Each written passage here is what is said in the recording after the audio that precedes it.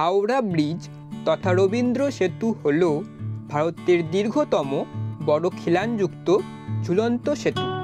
ভারতের বাংলায় হুগলি নদীর ওপর তৈরি এই হাওড়া ব্রিজ হাওড়া ও কলকাতাকে সংযুক্ত করেছে।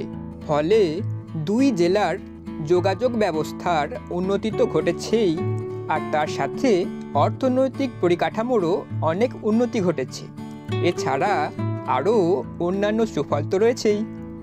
নতুন হাওড়া ব্রিজ তৈরির পরিকল্পনা করা হয়েছিল 1905 সালে, কিন্তু এই হাওড়া ব্রিজ তৈরির কাজ শুরু করা হয়েছিল 1936 সালে এবং কাজ শেষ হয়েছিল 1942 সালে। এই হাওড়া ব্রিজ তৈরি করা হয়েছিল হুগলি নদীর ওপর সেই একই স্থানে যেখানে আগে পুরানো পন্টুন ব্রিজ ছিল। জনসাধারণ ও যানবাহনের যাতায়াতের জন্য হাওড়া ব্রিজ চালু করা হয়েছিল 1943 সালের 3রা ফেব্রুয়ারি। বিভিন্ন সময়ে হাওড়া ব্রিজকে নিয়ে নানান কুকথা ছড়িয়েছে। কখনো শোনা গেছে হাওড়া ব্রিজ তৈরি করার সময় ব্রিজের 4টি পিলারের ভিতের নিচে অনেকের মাথা কেটে দেওয়া হয়েছিল। আবার কখনো শোনা গেছে হাওড়া ব্রিজের নিচে নানান ভৌতিক ঘটনার কথা। কখনো শোনা গেছে যে দুপুর 12টা ও রাত্রি 12টার সময় হাওড়া ব্রিজের ওপর দিয়ে যানবাহন চলাচল বন্ধ করে দেওয়া হয়। এর কারণ হিসাবে শোনা গেছে হাওড়া ব্রিজ নির্মাণকারী ইঞ্জিনিয়াররা নাকি বলেছিলেন যে এই হাওড়া ব্রিজটি ভেঙে পড়লে 12টার সময় ভেঙে পড়বে, তবে সেটা দুপুর 12টা নাকি রাত্রি 12টা সেটা বলেননি। আবার কখনো শোনা গেছে যে হাওড়া ব্রিজের নাকি একটি চাবি রয়েছে, যেটার মাধ্যমে হাওড়া ব্রিজটি মাঝখান থেকে খুলে ওপরে উঠে যেত এবং তার ফলে বড় জাহাজ হাওড়া ব্রিজের নিচে দিয়ে চলাচল করতে পারত। তবে এই চাবিটি ইংরেজরা নাকি দিয়ে যাননি।